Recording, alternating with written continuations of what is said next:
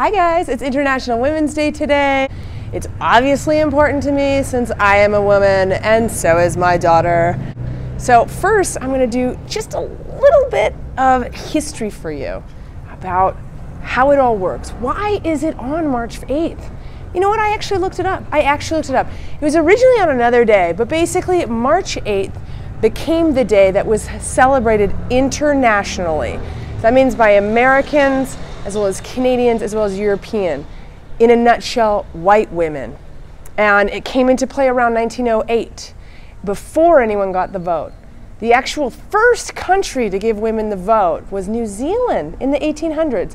And the last country was Saudi Arabia in 2011. And I believe we're covered now. Why was the first wave of feminism and the vote so important? I'm gonna tell you. Right now, Luna and I are walking to get some t-shirts. We're gonna make some handmade t-shirts for ourselves for International Women's Day. Today, we're just gonna talk about the history of International Women's Day, first, second, and third wave, and basically, you know, what is known as feminism. And there's a lot of debate about that being like a white woman thing, but you know what? I am a fucking white woman, so here we go. First wave was all about voting. It was all about getting property rights. It was about, you know, separating women from cattle. And, you know, I mean, we say 1920 is the time that we got the vote, but that's really when the United States got the vote. I mean, in Canada, it started in 1916 and kind of went by province from there. But it was starting much earlier, and women all over, like, what was the free world at the time, gave their lives for this.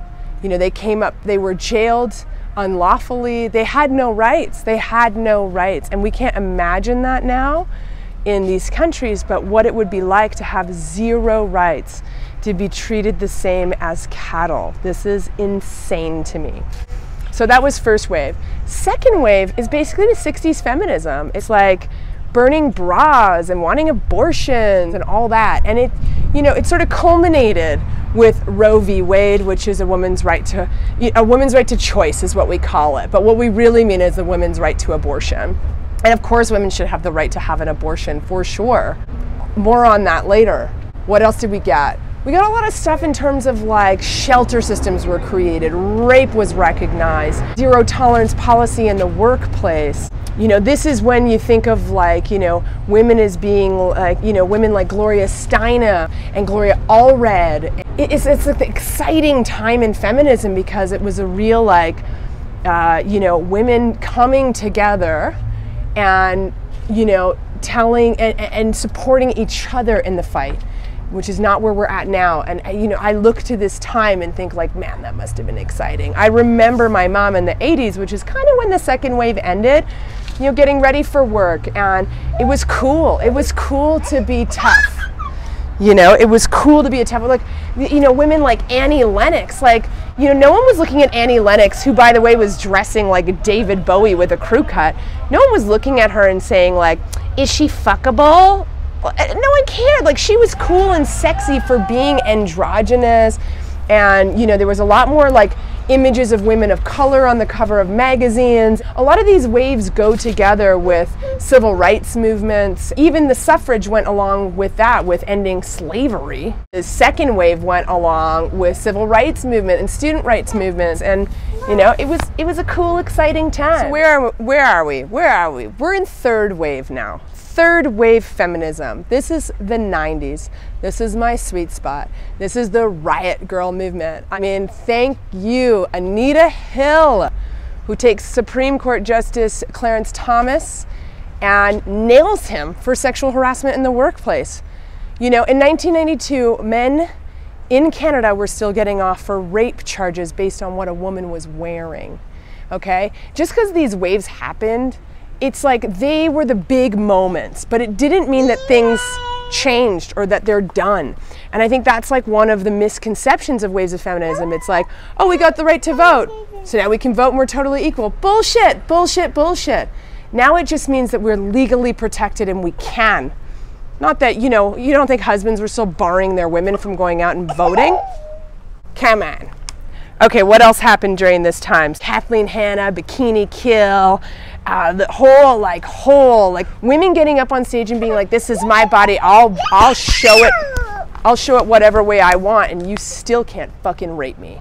That was like big for me, you know, and women just, you know, turning all the vernacular on its ear, like, you know, reclaiming words like bitch and cunt and whore. And this is, like I said, this is my real era, 110%, because this is when I was in high school, because I'm old. What else happened at this time? This also went along with the LA riots. So like I said before, like this all goes together, you know, the movements. This is also, you know, classically, Vagina Monologues is huge, tours all over, makes a ton of money. You know, Naomi Wolf comes on the scene as like the voice of new feminism. The beginning of the 90s, that left us with what is called like basically femme light, girly power. And that came with like the Spice Girls, and you know, where it was like this idea of becoming sexually attractive as a way to be feminist. And it's not really what the movement was about, sorry, but this whole girl power, you know, am I sexy enough?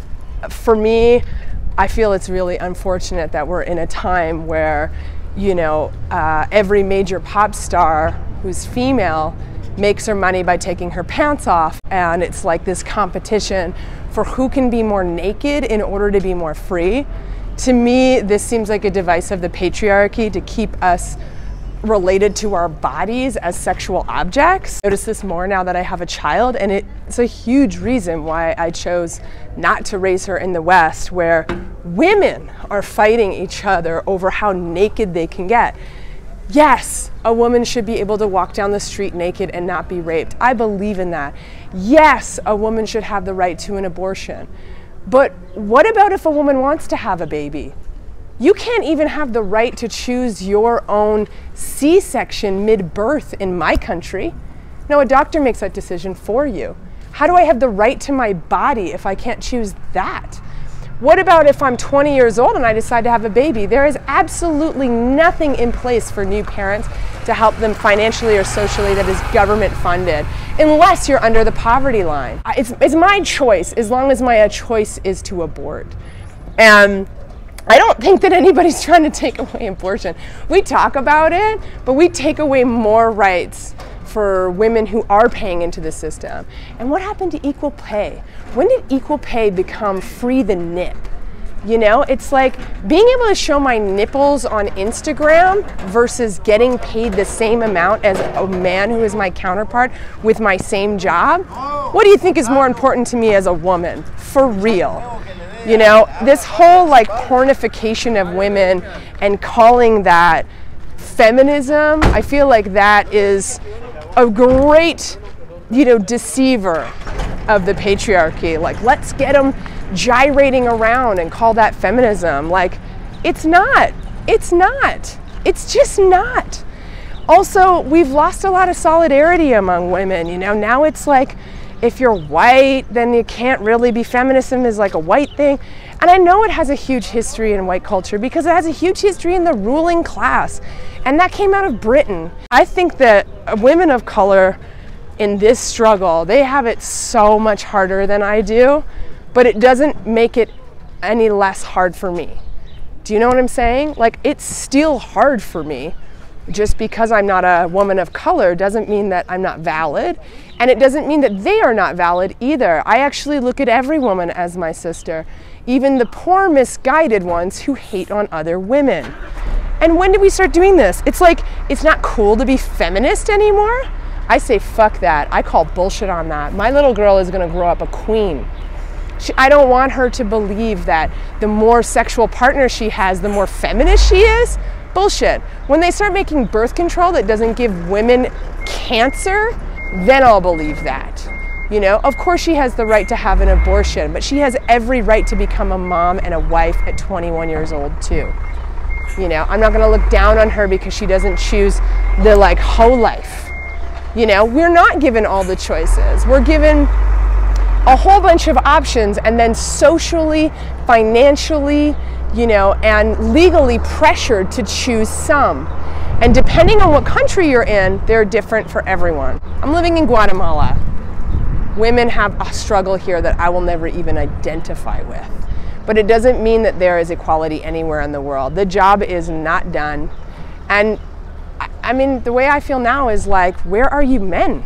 It's time for men, especially men who are in developed countries, who are super entitled, to start standing up for women in their lives, you know? And the sisterhood, let's bring it back. Let's make it cool to be a feminist again. I think it's cool. I think it's hella cool. And you know, I'm not even, like, girls, ladies, women, my sisters out there, if a man is not vehement about women's rights, I mean John Legend level status, don't fuck him.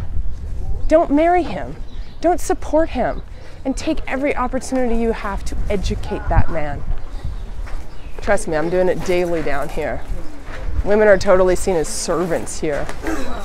And I mean, I'm not used to that, of course. And there's no way my daughter's growing up like that, over my dead body. So today on International Women's Day, call a woman who came before you because they worked a lot harder. And it's not over. Sorry, I cried everything because I'm a mom now. It is not over. It is far from over. There is no country in the world that pays women equally. There is no country in the world where women are equal. And wherever you are, whatever your struggle is, start there. Work on your side of the street. Work on your ladies in your neighborhood and your struggle. Don't worry about somebody else's. You're supportive of other people. Do what you can. Think global, act local. Think of the next generation. What kind of world do you want to leave for them? What kind of change can you make? And go from there. I'm walking through a market, talking to a phone on film. I look weird. This is what's up. I'm going to buy a shirt. We're going to make some shirts. This is us. This is what we're doing today in our little corner of the world.